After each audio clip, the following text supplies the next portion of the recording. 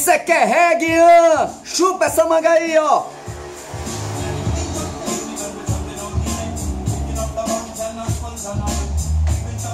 Direto do canal Chupa essa manga, que estou eu, professor Jean, Colégio Juvenal de Carvalho. E a partir de agora a revisão é do 8º ano. E vamos lá, deixa eu colocar aqui só uma musiquinha de fundo aqui pra gente começar esse assunto. E antes de mais nada, o conteúdo programático é o mesmo da primeira prova parcial, mais as regências e o segundo reinado. Você já sabe que tem que estudar pela provinha parcial, que você já sabe o que é que vai acontecer, não precisa dizer de não, precisa? Claro que não. Você já sabe que vai passar som de mini gritando, som de carro aí, fazendo zoado, o diabo, satanás passando, mas você presta atenção aqui em mim, beleza? Então vamos lá, vamos arrochar. Ah, não posso esquecer o filme, o projeto Filme História Mauá, o Imperador e o Rei. O link tá aqui na descrição, ó. Você clica lá e assiste todo de novo. Você sabe que tem várias questões, eu já disse pra você que tem várias questões na prova sobre o filme, que ele engloba todo esse segundo reinado. Então vamos começar a revisão pelas regências, beleza? Então vamos lá. Gente, as regências, você sabe que ela começou depois da abdicação de Dom Pedro I em 1831. Só durou 9 anos. E a gente divide didaticamente as regências entre regência trina provisória, regência trina permanente, regência una do padre Diogo Feijó, regência do Pedro Araújo Lima. E aqui uma coisa importante que você precisa saber, que durante as regências do padre Diogo Feijó e a regência do Pedro Araújo Lima foi onde aconteceram as famosas revoltas regenciais. E você já sabe, é fácil demais: cabanagem, balaiada, sabinada, farroupilha. Tá faltando um, tá? Malês. Então, cabanagem no Pará, balaiada no Maranhão, sabinada e malês na Bahia, e farroupilha ou guerra dos farrapos, como você achar melhor, Rio Grande do Sul. Beleza? Tem como errar não, pelo amor de Deus. Você errar, pode rebolar uma manga, pode. Pode. Tá certo? Então vamos lá. Uma outra coisa importante que a gente não pode esquecer é o ato adicional de 1834, que é na regência trina permanente, onde se fizeram umas mudanças na Constituição de 1824. Você lembra, né? Você lembra, tá certo? Então, que permitiu a criação das assembleias legislativas provinciais, arrecadar os próprios impostos. A próxima regência seria una. O município do Rio de Janeiro estaria isento destas mudanças. Fica ligado nessas coisinhas aí. Mas, gente, o nosso eixo maior da nossa prova está justamente no segundo reinado. Agora sim, no segundo reinado, os 49 anos do segundo reinado, e você já sabe que Dom Pedro II ascendeu ao segundo império apenas com 14 anos e meio. Que diabo foi isso aí? Como é que foi esse negócio aí? Como foi? A Constituição de 1824 estabelecia que na falta do executivo, somente com a maioridade... meu filho, aqui a gente já sabe, o nome é golpe. Golpe da maioridade. Ele só tinha 14 anos e meio, mas no papel ele já tinha 18. Então pronto, você já sabe. Então, e aí, esses 49 anos é sustentado pelo famoso produto café, a economia cafeeira. Isso é destacado no filminho Mauá, você já sabe. E aí você sabe, muito trabalho escravo, é o auge do trabalho escravo e também a decadência do trabalho escravo no Brasil. Ok? Fica ligado. E aí, como a gente trata sobre escravidão, você precisa saber sobre aquelas leis todas, meu amigo. Mas saber que é todas aquelas leis. E você sabe que a gente pode começar o assunto sobre a famosa lei que foi promulgada em novembro de 1831. Ela proibia o tráfico negreiro no Brasil e ela declarava livre os escravos que aqui chegassem, e punindo severamente. Só que tem um detalhe: essa lei que eu estou comentando aqui, né, que foi aprovada em 1831, a famosa Lei Feijó, tá certo? Ela ficou conhecida como uma lei para inglês ver. Ela não saiu do papel. Chupa essa manga. Aí o que é que nós temos? Em 1845, os ingleses autorizam a marinha, sua marinha, de prender, de bombardear os navios negreiros e levar os contraventores, os traficantes, para serem julgados na Inglaterra. Lei Bill Aberdeen, chupa essa manga. Começou um processo de forçar a barra ao Brasil acabar com o tráfico. E aí, 5 anos depois, 1850, vem a famosa Lei Eusébio de Queiroz. A Lei Eusébio de Queiroz, ela estabelecia que estava proibido o tráfico de escravos no Brasil. Então a Inglaterra passou 5 anos afundando, prendendo traficantes, causando altos prejuízos. E aí isso fez com que fosse aprovada a famosa Lei Eusébio de Queiroz, certo? 21 anos depois dessa Lei Eusébio de Queiroz, já estamos no ano de 1871, é que é aprovada a famosa Lei do Ventre Livre, tá certo? Então, nessa famosa lei, o que era livre era o ventre. Então, Jean, e aí a criança era livre, a mãe não, porque só era livre o ventre. Como é que funcionava isso na verdade? Caso o proprietário preferisse, poderia utilizar o trabalho dos libertos, das crianças, até que eles completassem 21 anos. Chupa essa manga aí, ó. 21 anos. Ele seria indenizado pelas despesas da sua criação. Entendeu? Aí nós temos a famosa lei, tá certo? A lei dos sexagenários, que ela é aprovada em 1885.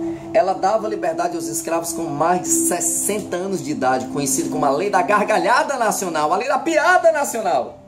Então, Brasil libertando pelos extremos, pelas crianças e pelos idosos, tá certo? Então, porque o grosso da população escrava no Brasil não estava entre as crianças e nem nos idosos. Então, aí vem a famosa Lei Áurea, que ela declarava extinta a escravidão no Brasil, sem direito de indenização aos senhores e sem nenhuma reparação aos acusados, que, segundo uma estimativa, tá certo, realizada um ano antes da Lei Áurea, tinha cerca aproximadamente 723.419 pessoas, pouco menos de 5% da população brasileira. A princesa Isabel, no dia 13 de maio, declara fim da escravidão. Ô coisona, né, que ela fez? Só tinha menos de 5% da população escrava e estava insustentável o trabalho escravo no Brasil. Ok, gente? Beleza? E aí você não pode esquecer, meu amigo, porque isso é muito importante. O Ceará comemorou esse ano aqui pela 6ª vez mais um feriado. Que feriado, João? Feriado do dia 25 de março. Graças à aprovação da emenda constitucional número 73 na Assembleia Legislativa do Ceará, tá certo? Em 2011, o dia tornou-se uma data magna para o Estado. Fala, meu Deus do céu, tu vê aí a mobilete passando aí voado? Então pronto, ela faz uma alusão ao ano de 1884, porque em 1º de janeiro de 1883...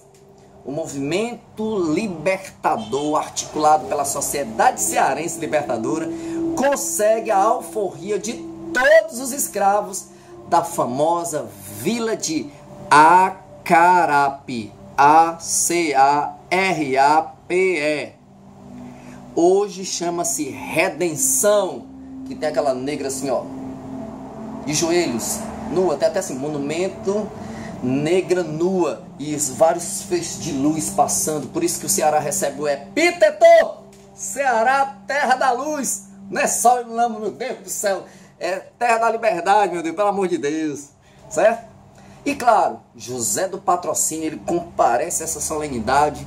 E aí em maio, ó, janeiro, a vila de Acarape. Maio, vem Fortaleza, que adere ao movimento, a capital da província do Ceará adere ao movimento libertador.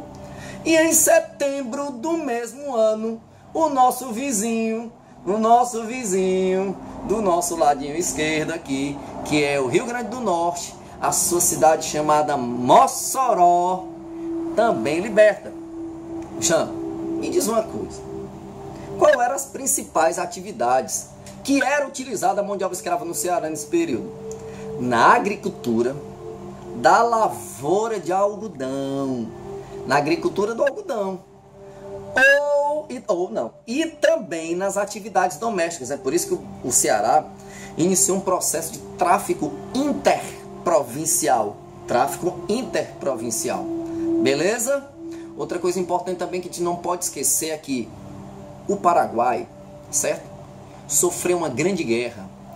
E essa grande guerra teve o apoio teve o apoio da Inglaterra, que financiou 3 países, e um desses 3 países é o Brasil. Aí qual foi o bizu que eu dei para você não errar? A tríplice que lutou contra o Paraguai, a primeira economia do período pré-colonial, que através do escambo, os índios cortavam a madeira, levavam aquelas toras até as caravelas, pau Brasil.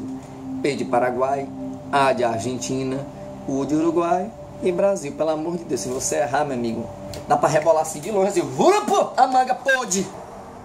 Tá entendendo? Pode, que é para dar logo noda. Tá certo? Então, o Paraguai, tá certo, sofreu pouco, o diabo amassou por conta de 3 países, e eles estavam o Brasil, a Argentina e o Uruguai. A famosa Guerra do Paraguai. Tá certo?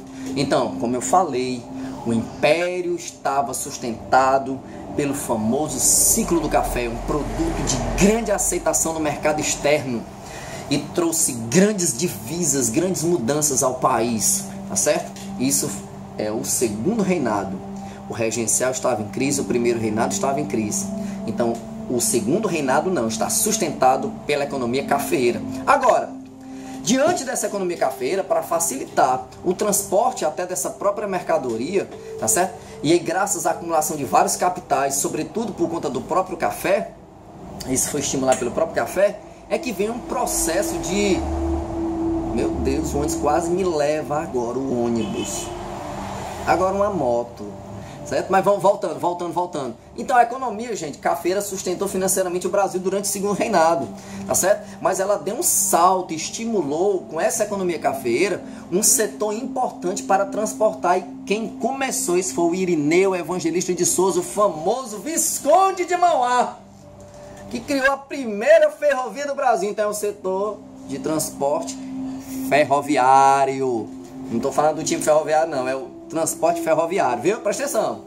Então, e aí, eu lembro que eu falei na sala que, como o tráfico negreiro havia sido cortado com aquela lei Eusébio de Queiroz, a lei de 1850, então o fôlego da escravidão foi cortado, que era o transporte do africano para o Brasil. E aí começou no Brasil um processo interessantíssimo. Então, em meados do século XIX, tá certo? Foi implementado um tipo de trabalho no qual, tá certo, se custeava a viagem de imigrantes para as fazendas em São Paulo, tá certo? E nela esses imigrantes se tornariam uma espécie de, aspas, sócios, recebendo mantimento, instrumento para trabalho, um pedacinho de terra. Em contrapartida, eles deveriam dar, tá certo, ao proprietário metade da produção de que produto? O café, lógico, meu filho, lógico, é o café.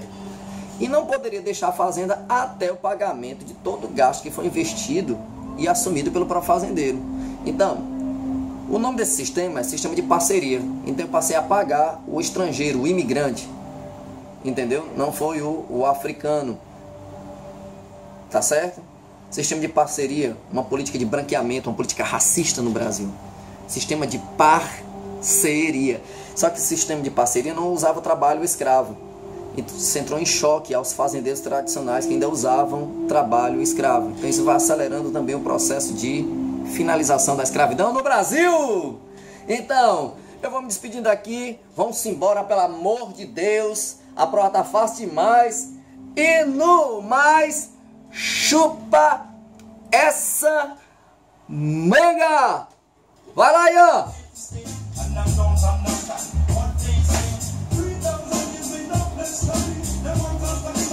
Isso é que é reggae, chupa essa manga. Uhul, galera!